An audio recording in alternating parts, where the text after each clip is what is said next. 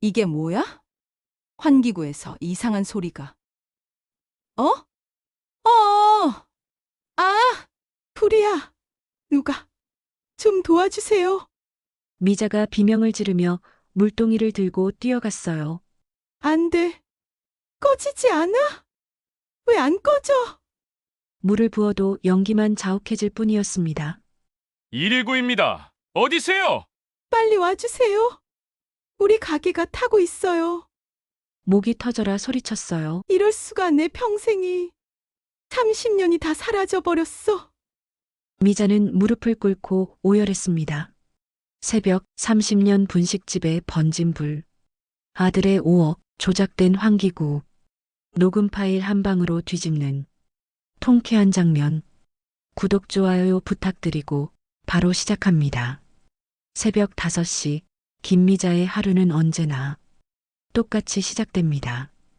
오래된 알람 시계 소리에 눈을 뜨면서 몸을 일으키죠. 무릎이 시큰거리지만 참습니다.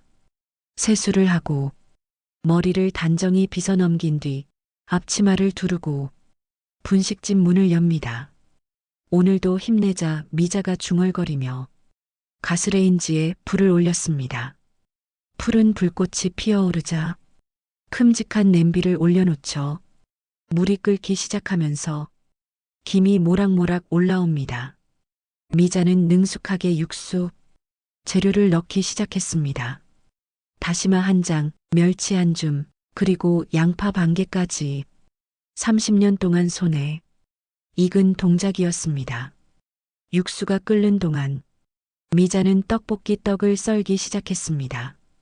도마 위에서 칼질하는 소리가 리듬감 있게 울려 퍼졌죠. 똑똑, 똑똑 이 소리를 들으면 하루가 시작됐다는 기분이 들었습니다. 골목 안쪽에 자리 잡은 이 작은 분식집은 미자의 전부였습니다. 남편 영수가 세상을 떠난 뒤로 혼자서 이곳을 지켜왔죠. 그때가 벌써 28년 전입니다. IMF라는 큰 바람이 온 나라를 휩쓸던 때였습니다. 영수는 회사에서 갑자기 해고되고 그 스트레스를 견디지 못하고 심장이 멈춰버렸죠. 그때 준호는 겨우 4살이었습니다. 아빠가 왜 집에 안 오는지도 모르고 아빠 하며 울던 모습이 아직도 생생합니다. 미자는 어린 아들을 보며 절대 포기할 수 없었죠.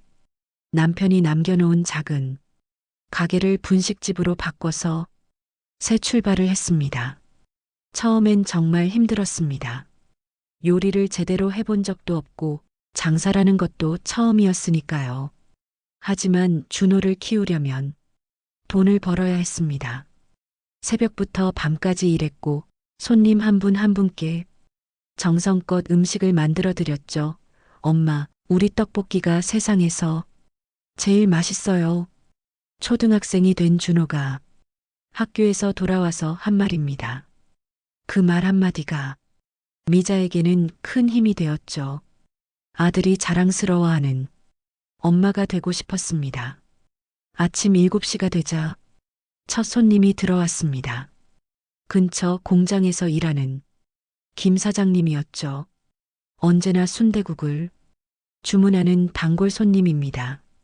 키가 크고 어깨가 넓은 분인데 성격은 무척 다정했습니다. 사장님, 오늘도 일찍 오셨네요. 미자 씨가 끓여주는 국물이 최고거든. 오늘도 순대국 하나 부탁해. 아, 그리고 고춧가루 많이 넣어줘. 미자는 환하게 웃으며 순대국을 준비했습니다. 뜨거운 국물에 순대와 고기를 넉넉히 넣고 파를 송송 썰어 올렸죠. 마지막에 고춧가루를 듬뿍 뿌려서 내놓았습니다. 역시 여기가 최고야 미자 씨. 건강 조심하세요. 김 사장님이 맛있게 드시는 모습을 보니 마음이 따뜻해졌습니다. 이런 맛에 이 일을 계속하는 거죠. 오전 시간에는 주로 근처에서 일하는 분들이 많이 오십니다. 공사장 아저씨들, 상가에서 일하는 아주머니들, 그리고 가끔 지나가던 택배 기사님들까지 모두 미자를 잘 알고 있었습니다. 이모, 라면 하나 주세요. 계란도 넣어주시고 떡볶이랑 순대 포장으로 주세요. 오늘 국물이 특히 진하네요. 뭘 다르게 하셨어요? 손님들과 나누는 이런 소소한 대화가 미자에게는 큰 즐거움이었습니다. 혼자 사는 생활이 외롭긴 하지만 분식집에서만큼은 늘 사람들과 함께였으니까요. 점심시간이 되자 더 바빠졌습니다. 근처 사무실에서 일하는 젊은 직장인들이 몰려왔죠. 떡볶이, 라면, 김밥을 주문하며 빠르게 식사를 마치고 나갔습니다. 미자는 그들의 속도에 맞춰 재빠르게 음식을 만들어냈습니다. 이모, 떡볶이 진짜 맛있어요. 어떻게 이렇게 맛있게 만드세요? 그냥 정성으로 만드는 거야. 국물을 우릴 때 마음을 담아서 하거든. 오후 3시쯤 되면 학교에서 돌아오는 아이들이 찾아옵니다. 교복을 입은 중학생, 고등학생들이 삼삼오오 모여서 떡볶이를 먹으며 수다를 떨죠. 미자는 그 모습을 보면 준호가 학생이었을 때가 생각났습니다. 분식집 한 구석에 앉아서 숙제를 하던 모습 말이에요. 할머니, 떡볶이 좀 덜 맵게 해주세요. 응, 알겠다. 고춧가루 적게 넣을게. 준호는 정말 착한 아들이었습니다. 다른 또래 아이들이 놀 때도 엄마를 도와서 설거지를 하고 테이블을 닦았죠. 고등학교 때는 아르바이트까지 해서 용돈을 스스로 벌었습니다. 엄마, 저 꼭 좋은 회사에 들어가서 엄마 편하게 해드릴게요. 대학생이 된 준호가 했던 약속입니다. 실제로 준호는 약속을 지켰죠. 좋은 대학을 졸업하고 큰 회사에 취직했습니다. 미자는 그런 아들이 자랑스러웠습니다. 저녁 무렵이 되면 동네 어르신들이 오십니다. 주로 막걸리 한 잔과 함께 간단한 안주를 드시죠. 오징어 볶음이나 파전 같은 것들 말입니다. 미자야, 요즘 몸은 어때? 너무 무리하지 마. 괜찮아요. 이 일이 몸에 배어서 안 하면 오히려 이상해요. 하지만 사실은 요즘 무릎이 아프고 허리도 자주 쑤셨습니다. 30년 동안 서서 일한 세월이 고스란히 몸에 쌓여 있었죠. 그래도 손님들 앞에서는 아픈 티를 내지 않았습니다. 저녁 8시가 넘어서야 준호가 들어왔습니다. 정장 차림에 넥타이를 느슨하게 푼 모습이었죠. 얼굴에 피로가 가득했지만 미자를 보자 억지로 웃음을 지었습니다. 엄마, 오늘도 고생하셨어요. 준호야, 밥은 먹었니? 라면 하나 끓여줄까? 계란도 넣어서 괜찮아요. 회사에서 늦게 먹었어요. 너무 배불러서 준호는 카운터 옆에 앉아서 스마트폰을 들여다봤습니다. 미자는 설거지를 하면서 가끔 준호를 쳐다봤죠. 말을 걸고 싶었지만 바쁜 아들을 방해하고 싶지 않았습니다. 예전에는 준호가 집에 오면 학교 이야기, 친구 이야기를 많이 해줬습니다. 하지만 회사에 다니기 시작하면서부터는 말수가 줄었죠. 어른이 되면서 생기는 자연스러운 변화라고 생각했지만 가끔은 서운했습니다. 준호야, 요즘 회사 일은 어때? 많이 힘들지? 그냥 그래요. 다 비슷비슷해요. 엄마는 몸은 괜찮으세요? 너무 무리하지 마세요. 응, 괜찮다. 이 일을 30년 했는데 뭐가 힘들겠니? 밤 10시 마지막 손님이 나간 뒤 미자는 정리를 시작했습니다. 테이블을 하나하나 깨끗이 닦고 바닥을 쓸고 설거지를 마저 했죠. 준호는 이미 방으로 들어가서 쉬고 있었습니다. 혼자 남은 분식집에서 미자는 내일 장을 보기 위해 메모를 적었습니다. 떡 2봉지, 어묵 1판, 라면 1박스, 계란 2판 늘 사는 것들이었지만 빠뜨리면 안 되니까요. 문을 잠그기 전에 미자는 분식집을 한 바퀴 둘러봤습니다. 낡은 테이블과 의자, 오래된 냉장고, 그리고 30년 동안 함께한 가스레인지까지 모든 것이 낡았지만 하나하나가 소중한 추억이었습니다. 고생했어. 미자가 작게 중얼거리며 전등 스위치를 눌렀습니다. 분식집이 어둠에 잠겼죠. 평범하지만 소중한 하루가 끝났습니다. 평소와 다를 바 없던 화요일 아침이었습니다.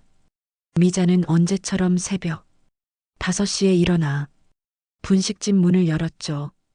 육수를 끓이고 재료를 준비하는 것도 똑같았습니다. 하지만 오전 9시쯤 분식집에 낯선 손님이 찾아왔습니다. 정장을 단정히 차려입은 중년 남자였습니다. 키가 크고 머리를 반듯하게 빗어넘긴 모습이 꽤 신사적으로 보였죠. 하지만 왠지 모르게 느낌이 좋지 않았습니다. 안녕하세요. 최성만이라고 합니다. 남자는 명함을 꺼내며 정중하게 인사했습니다. 명함에는 골목상권 재개발 추진위원장이라고 적혀 있었죠. 재개발이요? 미자는 명함을 받아들며 고개를 갸우뚱했습니다. 재개발이라는 말을 들어본 적은 있지만 자신과는 상관없는 일이라고 생각했거든요. 네, 이 일대가 곧 재개발 구역으로 지정됩니다.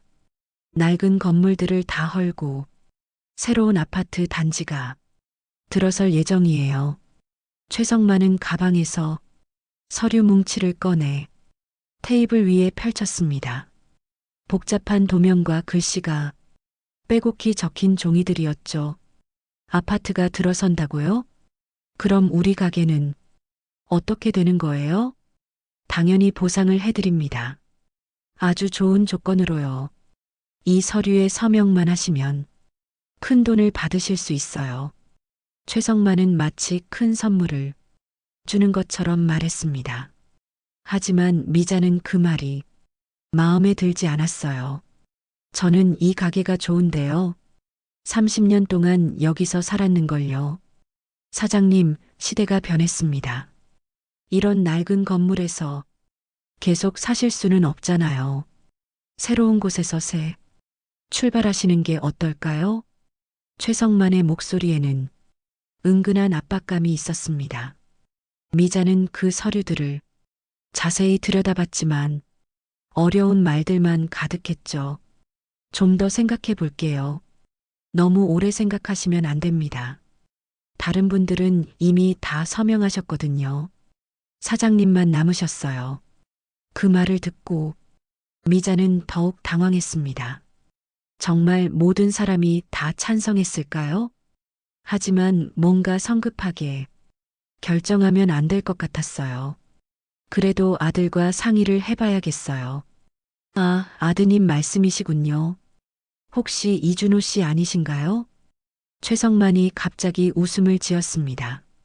미자는 깜짝 놀랐어요. 어떻게 준호 이름을 알고 있을까요? 네, 맞는데. 어떻게 아세요? 아, 이준호 씨는 이미 저희와 통화를 했거든요. 아주 적극적으로 찬성하시던데요. 미자는 머리가 어지러워졌습니다. 준호가 벌써 이 사람과 얘기를 했다고요? 그런데 왜 자신에게는 아무 말도 안 했을까요? 준호가 정말 그랬나요? 네, 물론입니다. 엄마한테 빨리 서명하라고 말씀드리겠다고 하시더라고요. 최성만은 서류를 미자 앞으로 더 가까이 밀었습니다. 그리고 펜까지 꺼내놓았죠. 그럼 오늘 서명하시죠. 더 늦으면 조건이 나빠질 수도 있어요. 그래도 조금만 더 생각해 볼게요. 미자는 고개를 저었습니다. 아무리 준호가 찬성한다고 해도 뭔가 이상했어요. 이렇게 급하게 결정할 일이 아닌 것 같았습니다. 최성만의 표정이 순간 굳어졌습니다. 하지만 곧 다시 웃음을 지으며 말했죠. 알겠습니다. 그럼 내일까지만 기다리겠어요. 그 이후에는 정말 어려워집니다. 최성만이 서류들을 정리하며 일어났습니다. 나가면서 뒤돌아보며 한마디 더 했어요. 사장님, 혼자 결정하지 마시고 가족과 잘 상의해 보세요. 그 말에는 묘한 뜻이 담겨 있는 것 같았습니다. 미자는 불안한 마음으로 최성만이 나가는 모습을 지켜봤어요. 오후가 되어 준호가 일찍 집에 돌아왔습니다. 평소보다 2시간이나 빨랐죠. 미자는 점심을 차려주며 조심스럽게 물어봤습니다. 준호야, 혹시 재개발 얘기 들었니? 준호의 젓가락질이 잠시 멈췄습니다. 그리고 고개를 들어 미자를 바라봤어요. 아, 그 얘기요? 들었어요. 그 최 씨라는 사람이 내가 찬성한다고 하던데? 엄마, 좋은 기회예요. 이런 기회가 언제 또 오겠어요? 준호의 목소리에는 평소와 다른 간절함이 있었습니다.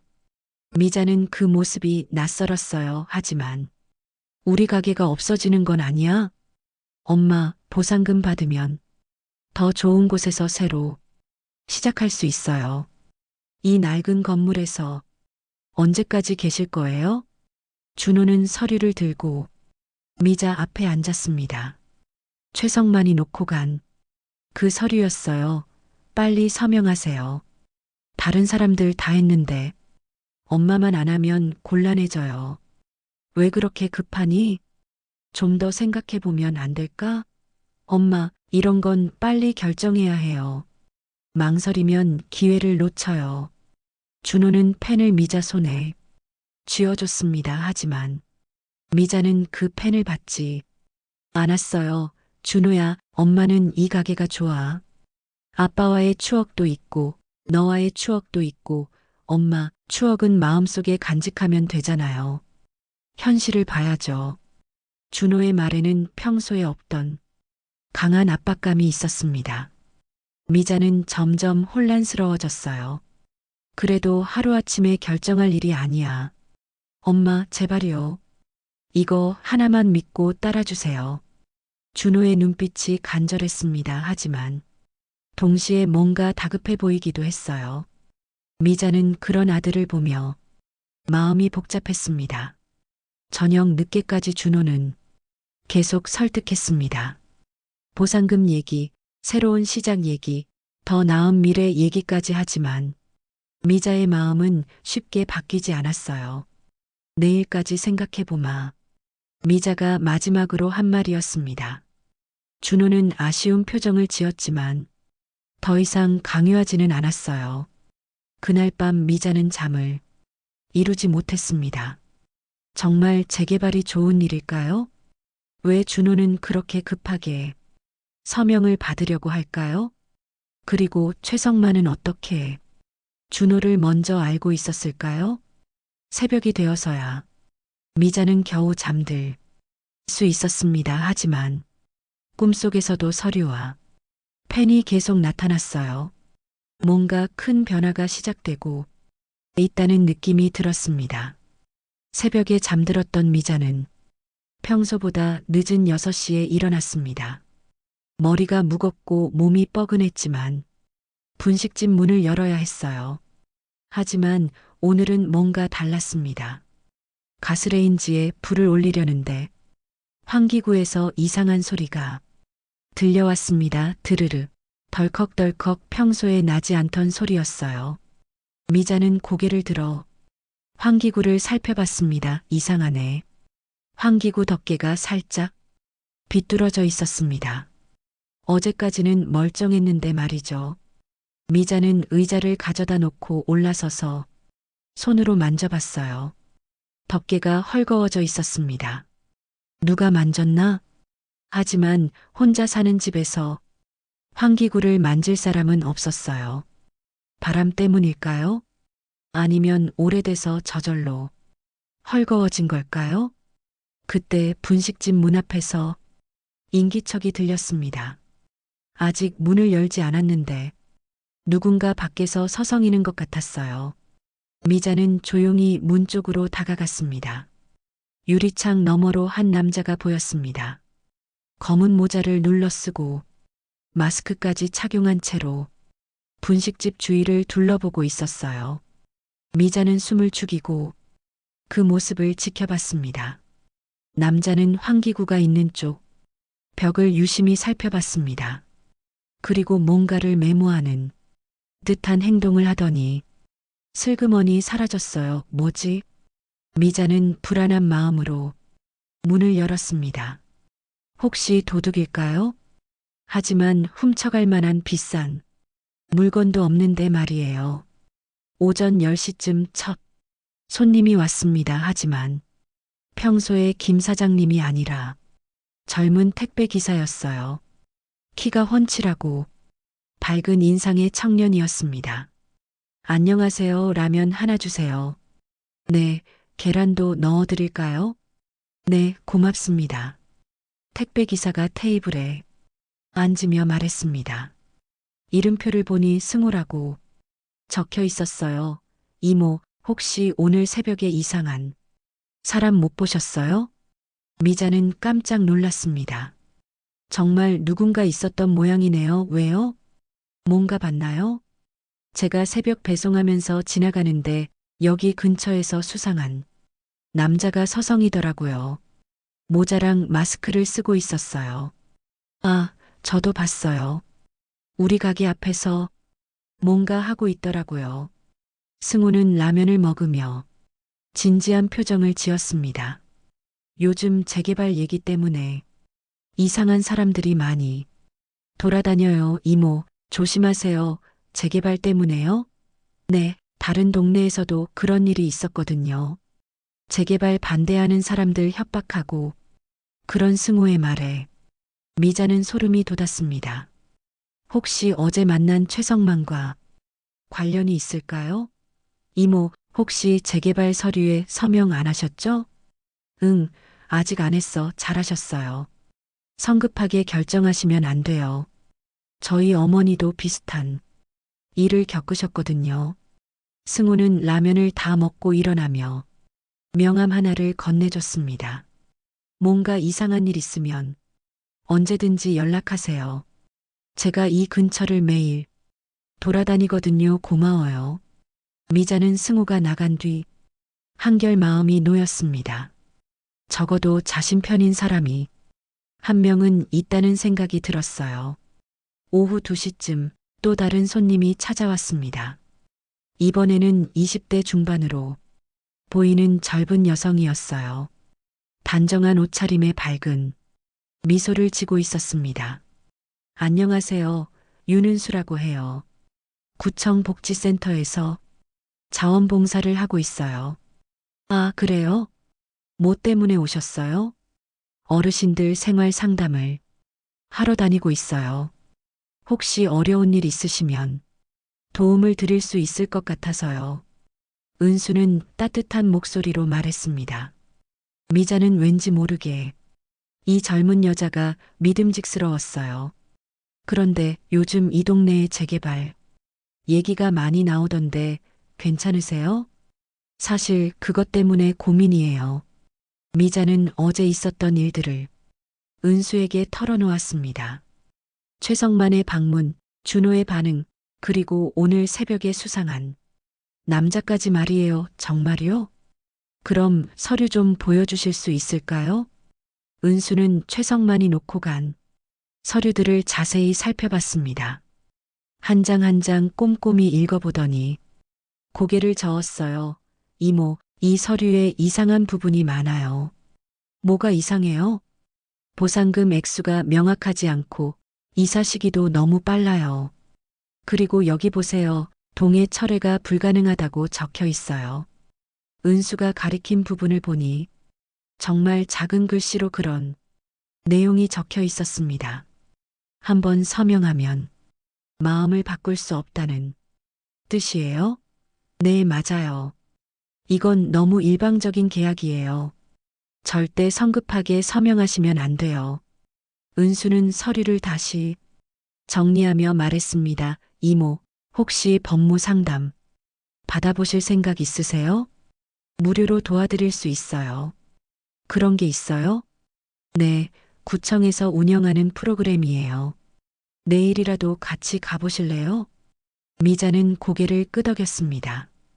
혼자 결정하기에는 너무 복잡한 문제였어요. 은수가 떠난 뒤 저녁 시간이 되었습니다. 하지만 평소보다 손님이 적었어요. 그런데 저녁 8시쯤 밖에서 시끄러운 소리가 들려왔습니다. 미자가 나가보니 옆 건물에서 연기가 나고 있었습니다. 사람들이 웅성웅성 모여들고 있었어요. 불났어요? 아니에요. 그냥 작은 누전이었대요. 금방 꺼졌어요. 하지만 미자는 이상했습니다. 그 건물은 며칠 전까지만 해도 멀쩡했거든요. 그런데 갑자기 누전이라니. 요즘 이상한 일이 너무 많네요. 동네 아주머니가 중얼거렸습니다. 재개발 얘기 나온 뒤로 계속 이런 일이 생겨요. 다른 사람도 맞장구를 쳤습니다. 우리 집도 어제 가스 냄새가 났어요. 가스 회사에 신고했는데 이상 없다고 하더라고요. 미자는 점점 불안해졌습니다. 정말 우연일까요? 아니면 누군가 일부러 그러는 걸까요? 그날 밤 준호가 집에 돌아왔습니다. 평소보다 더 피곤해 보였어요. 엄마, 서명은 하셨어요? 아직 안 했어. 좀 더 생각해 보려고. 준호의 얼굴이 일그러졌습니다. 엄마, 왜 이렇게 우유부단하세요? 좋은 기회인데. 준호야, 급하게 결정할 일이 아니야. 복지센터에서 온 사람도 신중하게 하라고 하더라. 복지센터요? 누가 왔어요? 준호의 목소리에 날카로움이 섞였습니다. 은수라는 친구야. 착하고 똑똑한 아이더라. 엄마, 괜한 사람들. 말 듣지 마세요. 그런 사람들은 우리 상황을 잘 모르거든요. 준호는 평소와 다르게 짜증을 냈습니다. 미자는 그런 아들이 낯설었어요. 준호야, 너 요즘 왜 그래? 엄마, 저도 제 나름대로 생각이 있어요. 제발 저만 믿고 따라주세요. 그날 밤 미자는 또 잠을 설쳤습니다. 환기구에서 나는 이상한 소리, 수상한 남자, 옆 건물 화재, 그리고 변해버린 준호까지 모든 것이 뒤엉켜서 머릿속을 어지럽혔습니다. 밤새 뒤척이던 미자는 새벽 5시에 겨우 일어났습니다. 몸은 피곤했지만 마음을 다잡고 분식집 문을 열었어요. 오늘도 평범한 하루가 시작되는 줄 알았습니다. 그런데 오전 9시쯤 분식집에 낯선 사람들이 찾아왔습니다. 카메라와 마이크를 든 사람들이었어요. 미자는 깜짝 놀라서 뒤로 물러섰습니다. 안녕하세요, KBS 지역 뉴스팀입니다. 젊은 여자 기자가 밝은 미소로 인사했습니다. 저희가 사라지는 우리 동네 노포라는 기획을 하고 있어서요. 30년 된 이 분식집을 소개하고 싶습니다. 텔레비전에 나오는 거예요? 미자는 어리둥절했습니다. 자신의 작은 분식집이 방송에 나올 줄은 꿈에도 생각 못했거든요. 네, 맞습니다. 재개발로 사라질 위기에 있는 오래된 가게들의 이야기를 담고 있어요. 괜찮으시다면 촬영 좀 해도 될까요? 기자의 말에 미자는 잠시 망설였습니다. 하지만 자신이 30년 동안 지켜온 이곳을 사람들에게 알릴 수 있다는 생각이 들었어요. 좋아요, 해보죠. 촬영이 시작되었습니다. 미자는 평소처럼 떡볶이를 끓이고 라면을 삶았어요. 카메라가 돌아가고 있다는 게 신기하면서도 어색했습니다. 사장님, 이 가게를 언제부터 하셨나요? 30년 됐어요. 남편이 세상을 떠나고 나서 혼자 시작했죠. 힘들지 않으셨어요? 힘들었죠. 하지만 아들을 키워야 했고 손님들이 맛있게 드시는 걸 보면 보람이 있었어요. 미자는 카메라 앞에서 자신의 이야기를 들려줬습니다. 남편과의 추억, 준호를 키우며 겪었던 일들, 그리고 이 작은 분식집에 담긴 사연들까지 말이에요. 특별한 비법이 있나요? 비법이라고 할 것도 없어요. 그냥 정성으로 만들 뿐이죠. 국물 우릴 때는 마음을 담아서 하고 손님 한 분 한 분을 가족처럼 생각하며 음식을 만들어요. 촬영하는 동안에도 손님들이 계속 찾아왔습니다. 단골들은 텔레비전 카메라를 보고 신기해했어요. 우와, 우리 미자 이모. 유명해지겠네. 진짜요? 미자 씨 분식집이 방송에 나와요? 손님들의 반응이 뜨거웠습니다. 미자는 부끄러우면서도 기뻤어요. 기자가 마지막 질문을 했습니다. 재개발 때문에 이 가게가 사라질 수도 있다고 들었는데 어떻게 생각하세요? 미자는 잠시 생각했습니다. 그리고 진심을 담아 대답했어요. 이곳은 제 인생이에요. 남편과의 추억도 아들과의 추억도 모두 여기 있거든요. 쉽게 떠날 수 없어요. 촬영이 끝나고 방송팀이 떠났습니다. 미자는 왠지 모르게 뿌듯했어요. 자신의 이야기를 많은 사람들이 들을 수 있게 되었으니까요.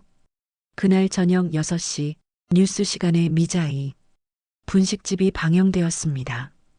텔레비전 화면에 나온 자신의 모습이 신기했어요.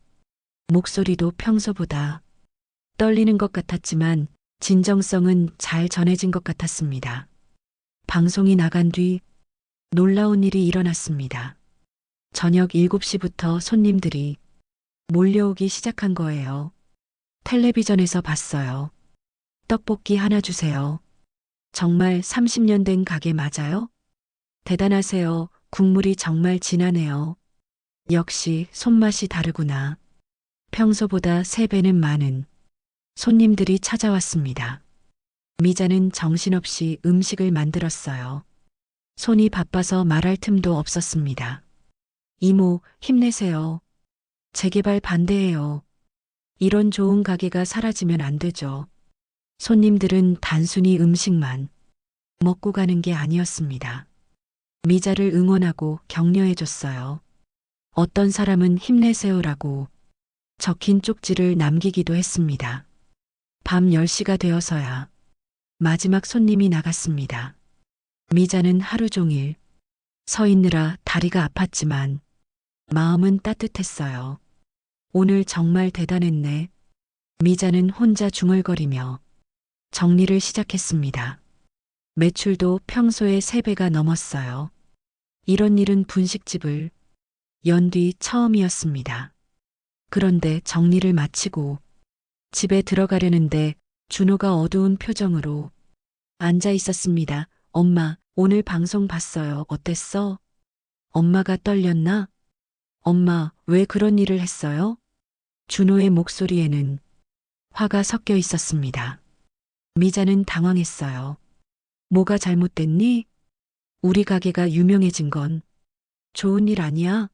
엄마, 지금 재개발 문제로 민감한 시기인데 괜히 주목받으면 어떡해요? 주목받는 게 나쁜 일이야? 사람들이 우리 편이 되어주잖아.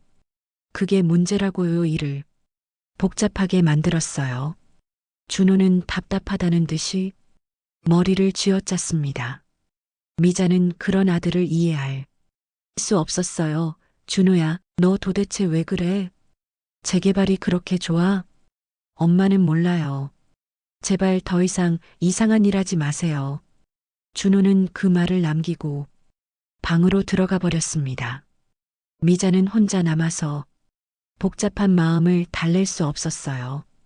다음 날 새벽 미자는 평소처럼 일찍 일어났습니다. 어제의 성공이 기뻤지만 준호와의 갈등 때문에 마음이 무거웠어요. 분식집 문을 열려고 나갔는데 깜짝 놀랄 일이 벌어져 있었습니다. 분식집 벽에 빨간 스프레이로 방해꾼이라는 글씨가 큼직하게 적혀 있었던 거예요. 글씨 크기가 너무 커서 지나가는 사람들이 다 볼 수 있었습니다. 이게 뭐야? 미자는 어리둥절했습니다. 누가 이런 짓을 했을까요? 그리고 왜 자신을 방해꾼이라고 부르는 걸까요? 벽에 낙서를 보고 있는데 환기구 쪽에서 이상한 냄새가 났습니다. 매캐하고 불에 탄 듯한 냄새였어요. 어제까지는 없던 냄새였습니다. 미자는 환기구 쪽으로 다가갔습니다. 냄새가 점점 강해졌어요.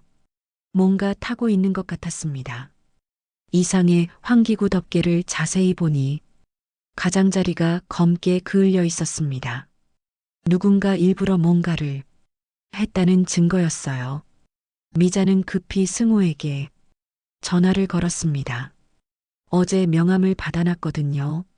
승호 씨, 저 미자예요. 분식집에 이상한 일이 생겼어요. 무슨 일이세요? 벽에 낙서도 있고 환기구에서 이상한 냄새도 나요. 지금 갈게요. 아무것도 만지지 마세요. 10분 후 승호가 도착했습니다. 벽에 낙서와 환기구를 살펴보더니 심각한 표정을 지었어요. 이모, 이건 협박이에요. 그리고 환기구는 누군가 일부러 조작한 것 같아요. 정말요? 네, 다른 동네에서도 이런 일이 있었거든요. 재개발 반대하는 사람들한테 겁을 주려고 하는 거예요. 승호는 사진을 여러 장 찍고 경찰서에 신고하자고 했습니다. 하지만 미자는 망설였어요. 일이 더 커질 것 같았거든요. 일단 기다려보자, 더 지켜본 다음에 결정하자. 하지만 마음속으로는 불안했습니다. 어제의 작은 승리가 무색하게 더 큰 위험이 다가오고 있는 것 같았어요. 그날 하루 종일 미자는 초조했습니다. 손님들은 여전히 많이 왔지만 마음을 놓을 수가 없었어요. 누군가 자신을 지켜보고 있다는 느낌이 들었습니다. 벽에 적힌 낙서를 지우고 이틀이 지났습니다. 미자는 평정심을 유지하려고 노력했지만 마음 한구석은 여전히 불안했어요. 환기구에서 나던 매캐한 냄새도 아직 완전히 사라지지 않았습니다. 목요일 저녁 손님들이 모두 떠나고 정리를 하고 있는데 준호가 들어왔습니다. 하지만 평소와는 달랐어요. 얼굴이 창백하고 걸음걸이도 휘청거렸습니다. 술 냄새가 진동했어요. 준호야, 술 마셨어? 미자는 깜짝 놀랐습니다. 준호가 이렇게 취해서 집에 온 적은 거의 없었거든요. 엄마 준호는 테이블에 주저앉으며 가방에서 서류를 꺼냈습니다. 미자가 익숙한 재개발 서류였어요. 하지만 이번엔 다른 종이도 함께 있었습니다. 이게 뭐야? 위임장이에요. 준호의 목소리는 떨리고 있었습니다. 위임장이라니? 엄마가 직접 서명하기 어려우시니까 저한테 권한을 넘겨주는 서류예요. 미자는 서류를 받아들고 자세히 보려고 했습니다. 하지만 글씨가 너무 작고 어려웠어요. 준호야, 이게 무슨 말이야? 좀 더 자세히 설명해줘. 엄마, 이거 하나만 사인해 주세요. 제발요. 준호는 펜을 미자 손에 쥐어줬습니다. 하지만 그의 손이 심하게 떨리고 있었어요. 왜 이렇게 급해? 그리고 너 왜 이렇게 떨어? 엄마, 저 죽을 것 같아요. 준호가 갑자기 울먹이기 시작했습니다. 미자는 당황해서 아들을 바라봤어요. 무슨 소리야? 왜 죽어? 엄마, 저 잘못했어요. 주식 투자하다가 돈을 너무 많이 잃었어요. 준호는 고개를 숙이고 말했습니다. 얼마나? 5억이요. 미자는 머리가 어지러워져서 의자에 주저앉았습니다. 5억이라는 말이 귀에 들어오지 않았어요. 5억? 그게 얼마야? 엄마, 저도 처음엔 작은 돈으로 시작했어요. 그런데 자꾸 잃으니까 본전 생각이 나서 더 큰 돈을 투자했거든요. 준호의 목소리가 점점 떨렸습니다. 그래서 재개발 서명을 받으려고 했던 거야? 네, 보상금으로 빚을 갚으려고 했어요. 그런데 엄마가 자꾸 미루시니까 5억을 어디서 빌렸어? 처음엔 은행에서 빌렸는데 나중엔 사채도 썼어요. 미자는 숨이 막힐 것 같았습니다. 사채라는 말만 들어도 무서운데 5억이라니. 사채업자들이 뭐라고 했어? 이번 주 안에 갚지 못하면 큰일 난다고 했어요. 정말로 죽을 수도 있다고. 준호는 떨리는 손으로 얼굴을 가렸습니다. 준호야, 그래서 그 사람들과 손잡은 거야? 엄마, 저도 어쩔 수 없었어요. 최성만 씨가 도와주겠다고 했거든요. 엄마만 서명해 주시면 빚을 다 갚아주겠다고. 그 사람이 5억을 갚아준다고? 네, 대신 위임장에 사인해 달라고 했어요. 미자는 이제야 모든 상황을 이해했습니다. 준호가 왜 그렇게 서명을 재촉했는지, 왜 재개발에 찬성했는지. 말이에요, 준호야, 이건 아니야. 우리 가게를 팔아서 내 빚을 갚는 건 말이 안 돼. 엄마, 제발 도와주세요. 사채업자들이 무서운 사람들이에요. 정말 죽을 수도 있어요. 준호는 무릎을 꿇고 미자에게 빌기 시작했습니다. 엄마, 이거 하나만 사인해 주세요. 그럼 모든 게 해결돼요. 그때 갑자기 분식집 환기구에서 툭 하는 소리가 났습니다. 작은 불꽃이 튀어나왔어요. 뭐지? 미자가 환기구를 보는 순간 더 큰 불꽃이 터져 나왔습니다. 연기가 모락모락 피어오르기 시작했어요. 불이야. 미자는 소리쳤습니다. 준호도 깜짝 놀라서 일어났어요.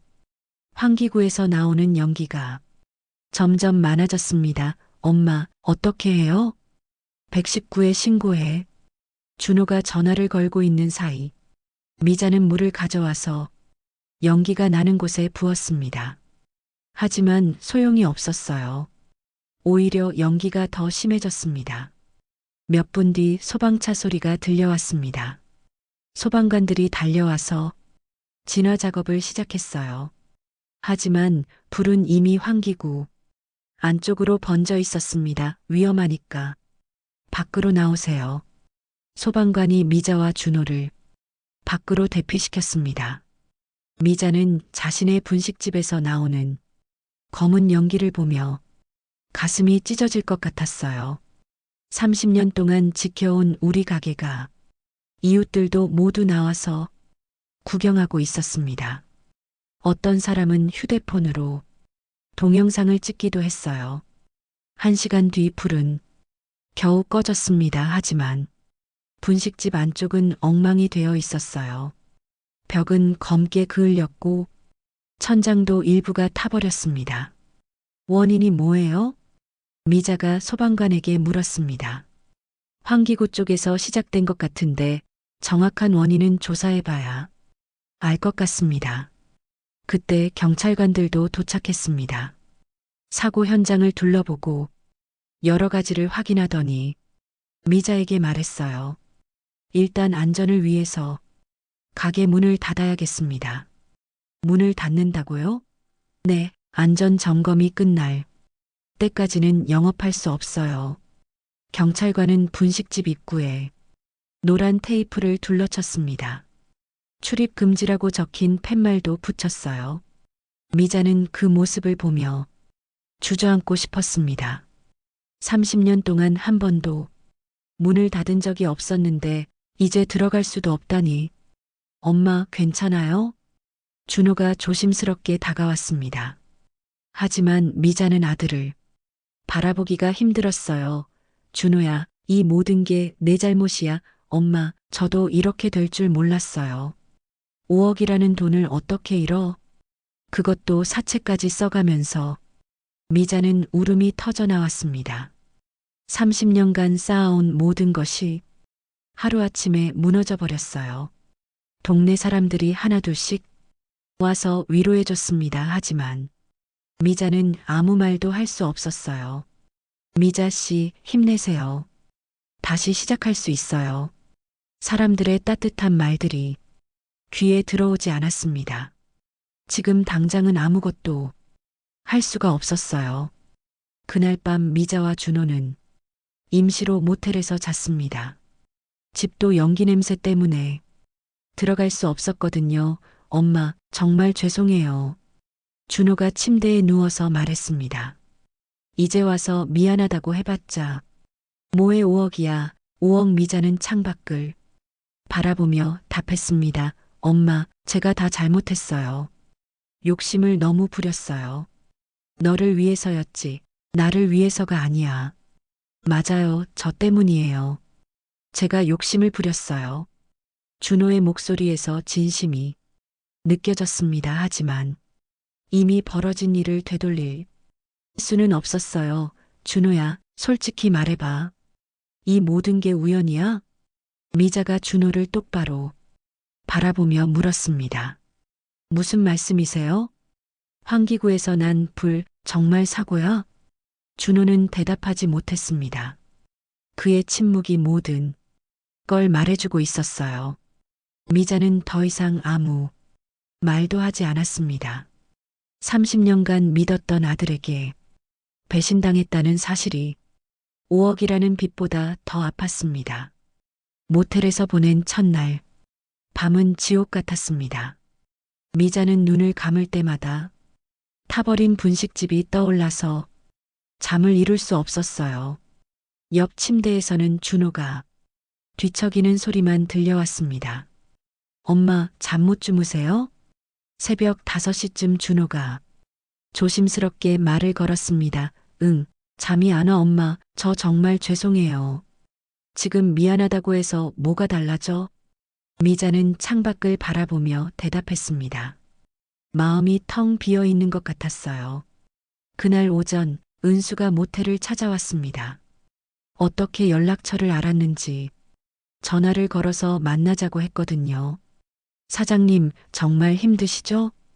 은수는 미자를 보자마자 눈물을 글썽였습니다. 은수 씨, 나 이제 어떻게 하지? 미자는 은수의 손을 잡고 울기 시작했습니다.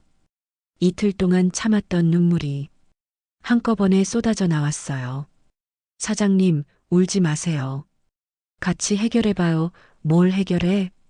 우리 가게도 없어졌는데 사장님, 혹시 상담센터 가보실 생각 있어요? 상담센터? 네, 구청에서 운영하는 곳이에요. 이런 상황에 처한 분들을 도와드리는 곳이거든요. 은수는 미자의 손을 꼭 잡으며 말했습니다. 거기서 뭘 도와준다는 거야? 법률 상담도 해주시고 심리 상담도 해주세요. 그리고 새로 시작할 수 있는 방법도 찾아주시고요. 미자는 망설였습니다. 이런 곳에 가본 적이 없어서 어색했거든요. 사장님, 혼자 버티실 필요 없어요. 도움받을 수 있는 곳이 있으면 받으시는 게 맞아요. 은수의 말에 미자는 고개를 끄덕였습니다. 정말로 혼자서는 어떻게 할 수가 없었어요. 오후에 은수와 함께 구청 상담센터를 찾아갔습니다. 깔끔한 사무실에 중년 여성 상담사가 앉아 있었어요. 안녕하세요, 박미경. 상담사입니다. 안녕하세요. 미자는 어색하게 인사했습니다. 어떤 일로 오셨는지 말씀해 주세요.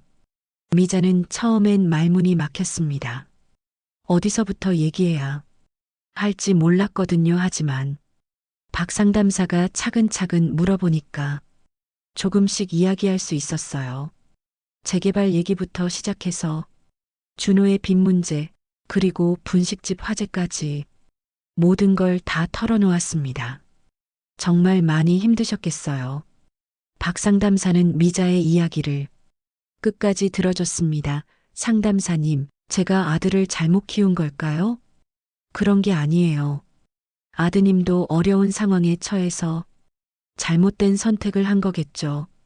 하지만 5억이라는 돈을 미자는 말을 하다가 또 울컥했습니다. 사장님, 우선 마음을 차분히 하시는 게 중요해요. 박 상담사는 물 한 잔을 건네주며 말했습니다. 사장님께서 혼자 30년 동안 가게를 운영하시면서 아들을 키우셨잖아요. 그것만으로도 대단한 일이에요. 그런가요? 물론이에요. 혼자서 그 모든 걸 해내신 게 얼마나 대단한 일인데요. 박 상담사의 말을 듣고 미자는 조금 위로가 되었습니다. 그런데 이제는 어떻게 하죠? 일단 법률 상담을 받아보시는 게 좋겠어요. 재개발 계약 문제와 화재 원인, 조사 결과를 확인해 봐야 해요. 그런 것도 도와주시나요? 네, 무료로 도와드려요. 그리고 이모, 혼자 버티실 필요 없어요. 이제는 같이 버텨보자고요. 박 상담사의 말에 미자는 마음이 좀 놓였습니다. 혼자가 아니라는 생각이 드니까 조금 든든했어요. 상담을 마치고 나오는 길에 은수가 말했습니다. 사장님 어떠세요? 조금 나아지셨어요? 응, 좀 나아진 것 같아 다행이에요. 그런데 사장님, 승호 오빠도 만나보실래요? 승호? 네, 택배 기사분 말이에요. 사장님 도와드리고 싶어 하시거든요. 미자는 고개를 끄덕였습니다. 이런 상황에서 도와주려는 사람들이 있다는 게 고마웠어요. 저녁에 승호를 만났습니다. 분식집 근처 작은 카페에서 만났는데 승호는 두꺼운 파일을 들고 왔어요. 이모, 제가 좀 알아봤는데요. 뭘 알아봤어? 재개발 추진위원회 관련해서요. 이상한 점들이 많아요. 승호는 파일을 열어서 보여줬습니다. 최성만이라는 사람, 다른 동네에서도 비슷한 일을 했어요. 그런데 문제가 많이 생겼거든요. 어떤 문제? 보상금을 제대로 안 주고 주민들을 속인 경우가 여러 번 있었어요. 승호는 신문 기사, 스크랩까지 보여줬습니다. 그리고 환기구 화재도 우연히 아닌 것 같아요, 정말? 네, 제가 아는 소방관한테 물어봤는데 환기구에서 불이 나는 경우는 정말 드물대요. 누군가 일부러 한 게 아니라면 말이에요. 승호의 말을 듣고 미자는 화가 났습니다. 정말로 누군가 일부러 불을 낸 거였어요. 그럼 우리가 어떻게 해야 해? 증거를 모아야 해요. 그리고 경찰에 신고해야겠고요. 내가 뭘 할 수 있을까? 이모, 우선 준호 씨와 잘 얘기해 보세요. 준호 씨가 협조해 주시면 더 쉬워져요. 승호의 말에 미자는 고개를 끄덕였습니다. 그날 밤 모텔로 돌아가서 준호와 진지한 대화를 나눴습니다. 준호야, 우리 이제 어떻게 하지? 엄마, 저 정말 잘못했어요. 잘못했다는 걸 알면 이제라도 바로 잡아야지 어떡해요? 승호라는 친구가 그러는데 내가 협조하면 최성만을 잡을 수 있대. 준호는 잠시 고민하더니 고개를 끄덕였습니다. 알겠어요. 제가 아는 걸 다 말씀드릴게요. 정말. 네, 더 이상 거짓말하고 싶지 않아요. 준호는 눈물을 흘리며 말했습니다. 엄마, 저 정말 후회해요. 처음부터 엄마께 솔직하게 말씀드렸어야 했는데 이제라도 늦지 않았어. 미자는 준호의 손을 잡아줬습니다. 엄마, 저 용서해 주실 수 있어요? 너는 내 아들이야. 잘못을 뉘우치고 바로잡으려고 하는데 어떻게 용서 안 해?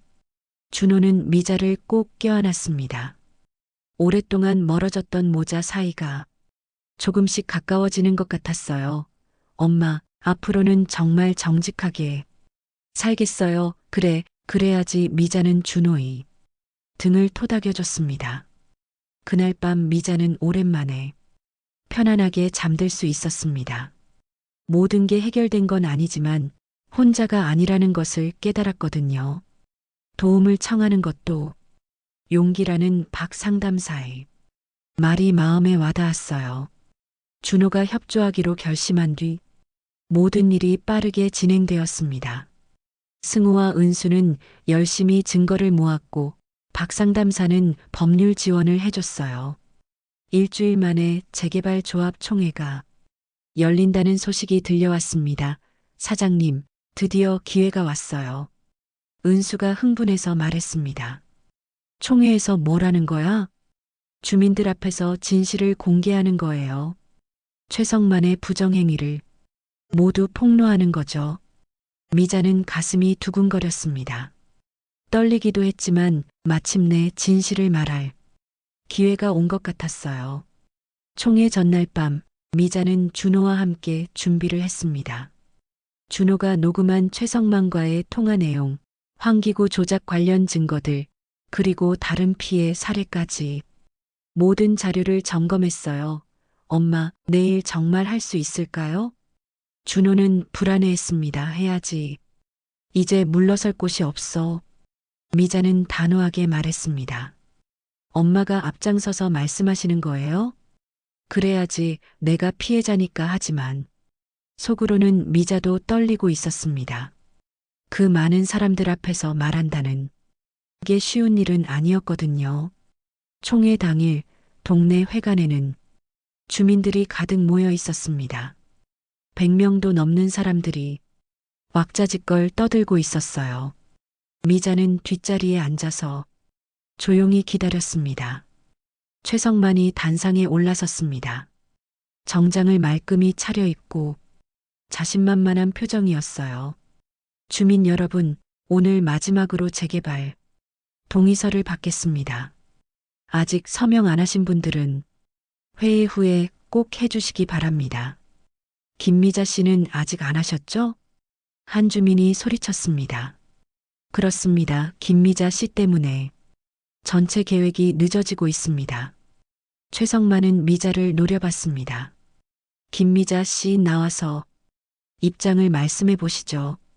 갑작스러운 지명에 미자는 당황했습니다.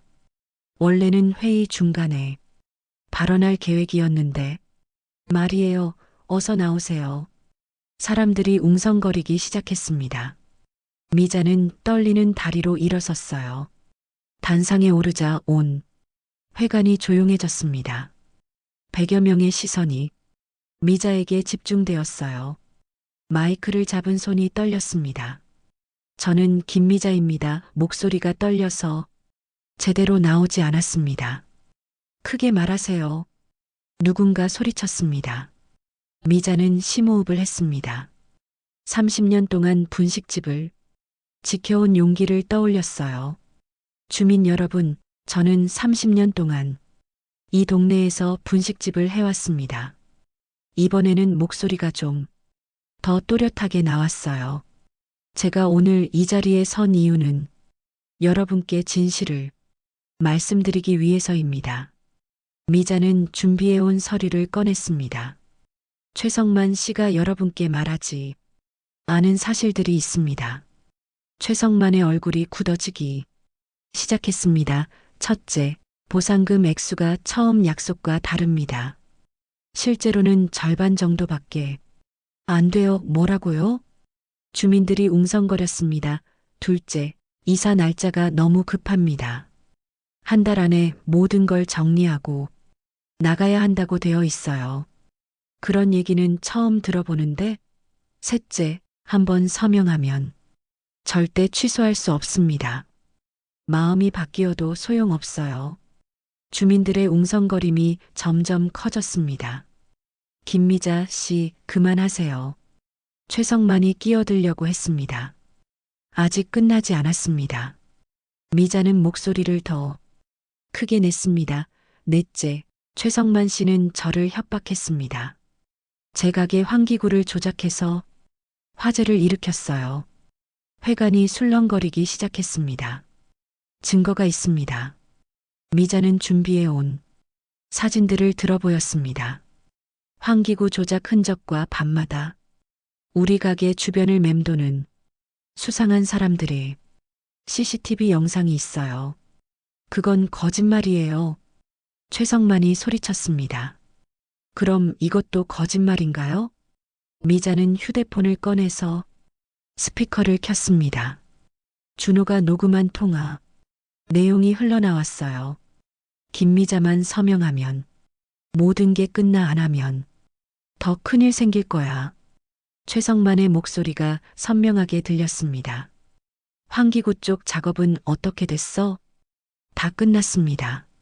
내일 밤에 시작하면 돼요. 회관이 완전히 조용해졌습니다. 모든 사람들이 충격받은 표정이었어요. 이것도 들어보세요. 미자는 다른 녹음 파일을 틀었습니다. 이준호, 내가 엄마 설득 못하면 너도 큰일 나는 거 알지? 알겠습니다. 꼭 서명받겠습니다. 위임장도 받아와. 그래야 나중에 문제 없어. 준호가 울먹이는 목소리도 함께 녹음되어 있었습니다. 주민들이 웅성거리기 시작했습니다. 어떤 사람은 화를 내기도 했어요. 이런 사기꾼을 믿을 뻔했네. 우리를 이용하려고 했구나. 최성만은 얼굴이 새하얗게 변했습니다. 그건 조작된 녹음이에요. 조작이 아닙니다. 미자는 당당하게 말했습니다. 제 아들이 직접 녹음한 거예요. 아들아, 나와서 증언해줘. 준호가 떨리는 몸으로 일어섰습니다. 주민 여러분, 제가 이준호입니다. 엄마 말씀이 다 사실입니다. 준호는 눈물을 흘리며 말했습니다. 저는 주식 투자 실패로 5억 원의 빚을 졌습니다. 최성만 씨가 그 빚을 갚아주겠다고 하면서 엄마를 속이라고 했어요. 저는 어쩔 수 없어서 따랐지만 환기구에 불을 낸 것까지는 몰랐습니다. 준호는 고개를 숙였습니다. 정말 죄송합니다. 엄마와 주민 여러분께 큰 잘못을 했습니다. 회관이 다시 웅성거렸습니다. 하지만 이번에는 분노의 목소리들이었어요. 최성만을 경찰에 신고해야 해. 이런 사기꾼 때문에 우리가 속을 뻔했어. 그때 회관 뒤쪽에서 경찰관들이 들어왔습니다. 미자가 미리 신고해둔 것이었어요. 최성만 씨, 사기와 방화 혐의로 체포합니다. 경찰관이 수갑을 꺼내자 최성만은 도망치려고 했습니다. 하지만 회관 밖에서 대기하던 경찰들이 막았어요. 이건 억울한 누명이에요. 최성만이 소리쳤지만 아무도 믿지 않았습니다. 미자는 단상에서 마지막 말을 했습니다. 주민 여러분, 불은 국물에만 필요하지 사람을 태우는 데는 필요 없습니다. 박수 소리가 터져 나왔습니다. 처음엔 몇 사람이었지만 점점 모든 사람들이 박수를 쳤어요. 미자는 눈물을 흘리며 단상에서 내려왔습니다. 마침내 진실이 밝혀졌어요. 그때 회관 뒤쪽에서 경찰관들이 들어왔습니다. 미자가 미리 신고해둔 것이었어요. 최성만 씨, 사기와 방화 혐의로 체포합니다. 최성만의 얼굴이 하얗게 변했습니다. 경찰관이 수갑을 꺼내자 최성만은 급히 뒤로 물러났어요. 잠깐만요. 이건 오해예요. 도망치지 마세요. 경찰관이 한 걸음 다가서자 최성만은 갑자기 뛰기 시작했습니다. 회관문 쪽으로 달려가려고 했어요. 잡아. 하지만 회관 밖에서 대기하던 경찰들이 최성만을 가로막았습니다. 놓으세요. 놓으라고요. 최성만은 발버둥을 쳤지만 소용없었습니다. 경찰관들이 그의 팔을 잡고 수갑을 채웠어요. 김미자, 너 때문에 내가 이렇게 되는 거야. 최성만이 미자를 향해 소리쳤습니다. 하지만 미자는 당당하게 그를 바라봤어요. 본인이 잘못한 일의 대가를 받는 거죠. 이건 억울한 누명이에요. 증거가 어디 있어요? 증거는 충분합니다. 경찰관이 차갑게 말했습니다. 녹음 파일, CCTV 영상, 그리고 공범자 증언까지 다 있거든요. 최성만의 얼굴이 절망적으로 변했습니다. 이준호, 내가 나를 배신한 거야. 저는 잘못된 일에서 빠져나온 거예요. 준호가 떨리는 목소리로 대답했습니다. 주민들이 박수를 치며 환호했습니다. 잘됐다. 사기꾼은 감옥에 가야지.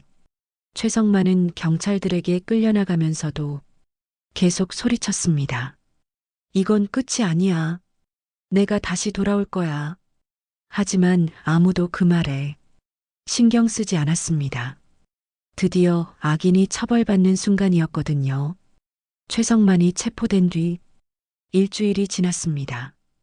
재개발 계획은 전면 중단되었고 타버린 분식집도 보험 처리가 시작되었어요. 하지만 미자에게는 여전히 갈 곳이 없었습니다. 사장님, 어떻게 지내세요?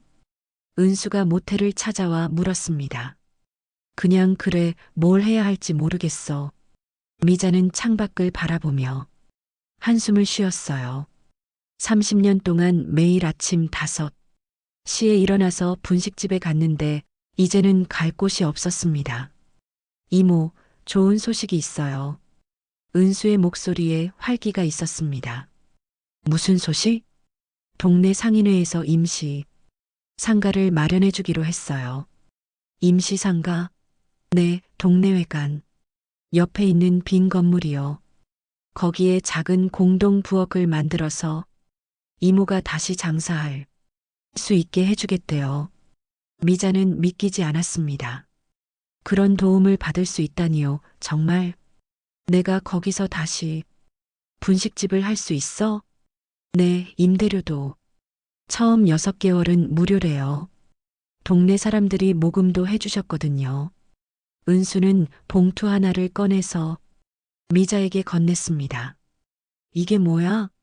성금이에요. 방송 보고 도와주시겠다는 분들이 보내주신 거예요. 봉투 안에는 10만 원짜리 지폐들이 두툼하게 들어 있었습니다. 이런 걸 어떻게 받아? 사장님 받으세요. 여러분이 진심으로 도와주고 싶어 하시는 거예요. 미자는 눈물이 날 것 같았습니다. 모든 걸 잃었다고 생각했는데 이렇게 많은 사람들이 도와주다니요. 다음 날 승우와 함께 새로운 상가를 보러 갔습니다. 동네회관 바로 옆에 있는 작은 건물이었어요. 오래됐지만 깨끗하게 정리되어 있었습니다. 이모 어떠세요? 좋아, 여기서 새로 시작해보자. 미자는 빈 공간을 둘러보며 말했습니다. 마음속에서 희망이 조금씩 자라나고 있었어요. 가게 이름은 뭘로 하실 거예요? 승우가 물었습니다. 국물의 힘이면 어떨까? 국물의 힘? 좋은 이름이네요. 은수가 박수를 쳤습니다. 국물에는 힘이 있어. 사람을 따뜻하게 해주고 마음을 위로해주는 힘 말이야. 미자는 웃으며 말했습니다. 이틀 후 새로운 가게 준비가 시작되었습니다. 동네 사람들이 하나둘씩 도움을 주러 왔어요. 어떤 분은 테이블을 기증해 주시고 어떤 분은 청소를 도와주셨습니다. 준호도 매일 와서 도왔습니다. 회사 일이 끝나면 바로 달려와서 설치 작업을 했어요. 엄마, 이 냉장고 여기에 놓으면 어떨까요? 거기보다는 저쪽이 나을 것 같은데. 아, 맞네요. 엄마가 움직이기 편한 곳이어야죠. 준호는 예전보다 훨씬 세심해졌습니다. 미자의 말을 귀담아 듣고 엄마가 편하게 일할 수 있는 방법을 고민했어요. 준호야, 너 요즘 많이 달라졌구나. 죄송해요. 엄마 그동안 너무 제 생각만 했네요. 이제라도 깨달았으면 된 거야. 준비하는 동안 미자는 준호에게 요리를 가르쳐 주기 시작했습니다. 떡볶이 국물 끓이는 법부터 배워봐. 네, 엄마. 준호는 진지하게 미자의 설명을 들었습니다. 먼저 육수를 우려야 해. 다시마와 멸치를 넣고 끓이는 거야. 다시마는 언제 빼요? 물이 끓기 시작하면 바로 빼야 해. 너무 오래 우리면 쓴맛이 나거든. 아, 그렇구나. 그 다음에 고춧가루를 넣는데 한 번에 넣으면 안 돼. 조금씩 넣으면서 간을 봐야 해. 어떻게 간을 봐요? 맛을 보는 거야. 싱거우면 더 넣고, 짜면 물을 더 넣고. 준호는 열심히 메모했습니다. 미자는 그런 아들을 보며 뿌듯했어요. 엄마, 국물간 보는 법. 좀 더 자세히 가르쳐 주세요. 그건 하루아침에 되는 게 아니야. 매일매일 해보면서 익혀야 해. 네, 알겠어요. 일주일 후 드디어 국물이 힘이 문을 열었습니다. 개업 첫날부터 많은 사람들이 찾아왔어요. 방송을 봤던 분들, 동네 주민들, 그리고 멀리서 일부러 찾아온 분들까지. 미자 이모, 축하해요. 새로운 시작 응원합니다. 떡볶이 하나 주세요. 여전히 맛있을 거죠? 첫 손님이 떡볶이를 주문했습니다. 미자는 새로운 가스레인지에 냄비를 올리고 불을 켰어요. 준호야, 와서 도와줘. 네. 엄마. 준호가 앞치마를 두르고 미자 옆에 섰습니다. 서툴렀지만 열심히 도왔어요. 국물 간 좀 봐.